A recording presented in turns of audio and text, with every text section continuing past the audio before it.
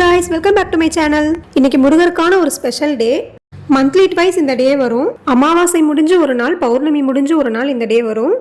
அது என்ன டேனா முருகருக்கு உகந்த சஷ்டி தாங்க அந்த டே. அதுவும் இன்னைக்கு இந்த வருஷத்துல வர முதல் வளர்பிறை சஷ்டி. இன்னைக்கு முருகருக்காக என்னெல்லாம் பண்ணணும்னு பார்க்கலாம் வாங்க. வீடியோ பிடிச்சிருந்தா லைக் பண்ணுங்க, கமெண்ட் பண்ணுங்க, ஷேர் பண்ணுங்க, மறக்காம சப்ஸ்கிரைப் பண்ணுங்க.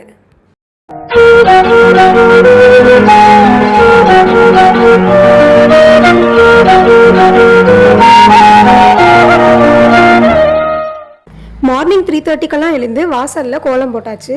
கலர் பண்ணுறதுக்கு டைம் இல்லை, ஸோ சிம்பிளாக போட்டுட்டு 4 மணிக்கு குளிச்சுட்டு வந்தாச்சு. குளிர் தாங்கவே முடியல. அதோட வெற்றிலை தீபத்துக்கு ரெடி பண்ணி வச்சாச்சு. நெக்ஸ்ட் வேலாபிஷேகம் பண்ண ஸ்டார்ட் பண்ணியாச்சு.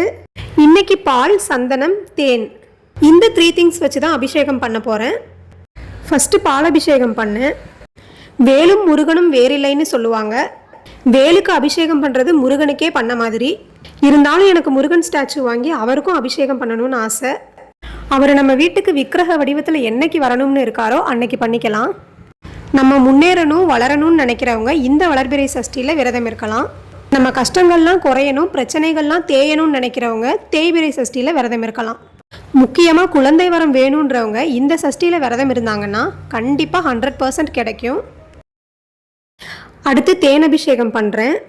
தேனும் தினைமாவும் முருகனுக்கு ரொம்ப பிடிச்ச உணவு.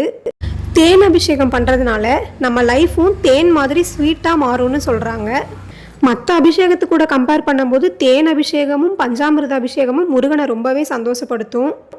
பார்வதி அம்மா தன்னோட சக்தியெல்லாம் உருவேற்றி தான் வேலை முருகனுக்கு கொடுத்தாங்க. அந்த வேலை வச்சு தான் முருகன் சூரனை வதம் பண்ணார். அதனால் வேல் அபிஷேகம் பண்ணுறது, வேல் வழிபாடு இதெல்லாம் நம்ம எனிமீஸ் கிட்டேருந்து நம்மளை ப்ரொடெக்ட் பண்ணும். அதாவது ஏவல், பில்லி, சூனியம் இதெல்லாம் யாராவது நமக்கு செஞ்சாங்கன்னா அதெல்லாம் நம்ம கிட்டவே நெருங்காது. ஒரு 48 டேஸ் வேல் வழிபாடு செய்கிறவங்களுக்கு எனிமீஸே இருக்க மாட்டாங்க. சந்தன அபிஷேகம் பற்றி போன வீடியோலேயே பார்த்தோம். திரும்ப திரும்ப எல்லாரும் கேட்டுகிட்டே இருக்காங்க திடீர்னு பக்தி முத்திருச்சுன்னு. திரும்பவும் சொல்கிறேன், திடீர்னுலாம் இல்லை. நான் எப்போவுமே சாமி கும்பிடுவேன். விரதம் தான் இருந்ததில்லை. இதுக்கு முன்னாடி சாமி கும்பிட்டதை வீடியோ எடுத்ததில்லை. இப்போ வீடியோ எடுத்து போஸ்ட் பண்ணுறதுனால எல்லாருக்கும் தெரியுது, அவ்வளோதான். அது என்னமோ தெரியல, விரதம் ஸ்டார்ட் பண்ணதுலேருந்தே எல்லாமே நல்ல அறிகுறியாகவே முருகர் எனக்கு கொடுத்துட்ருக்காரு.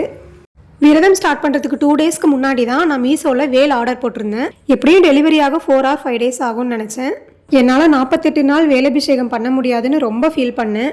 ஆனால் அன்எக்ஸ்பெக்டடாக ஃபர்ஸ்ட் டேவே வேல் நம்ம வீட்டுக்கு வந்துருச்சு. எனக்கு ரொம்ப ஹாப்பி ஆகிடுச்சு. மதிய டைமில் வந்ததுனால பிரம்ம முகூர்த்த டைமில் என்னால் அபிஷேகம் பண்ண முடியல. ஸோ ஃபஸ்ட்டு டே மட்டும் ஈவினிங் டைமில் பண்ணேன். அதே மாதிரி நம்ம வீட்டு சைடு கம்பெனிஸ், ஃபேக்ட்ரிஸ் இதெல்லாம் அதிகமாக இருக்குது. 24 இயர்ஸாக இந்த இடத்துல இருக்கும். இது வரைக்கும் சேவல், மயில், குருவி இந்த மாதிரி சவுண்ட்லாம் கேட்டது கிடையாது.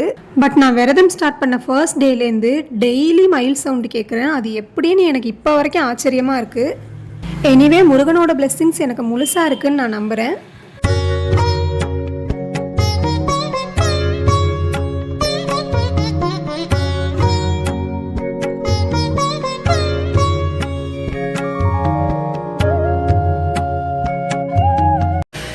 ஓகே காய்ஸ், இன்றைக்கி நான் நெய்வேத்தியமாக மாவிளக்கு மாவு வச்சுருக்கேன். அதோட ஒரு டம்ளர் பாலும் வச்சுருக்கேன். பூஜை அறை அலங்காரம் பண்ணி பார்க்குறது எனக்கு ரொம்ப பிடிக்கும். நம்ம வீட்டு முருகர் எப்படி இருக்காருன்னு மறக்காமல் கமெண்ட்டில் சொல்லுங்கள்.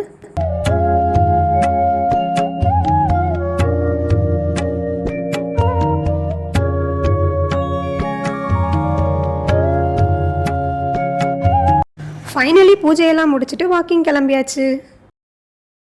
Thanks for watching.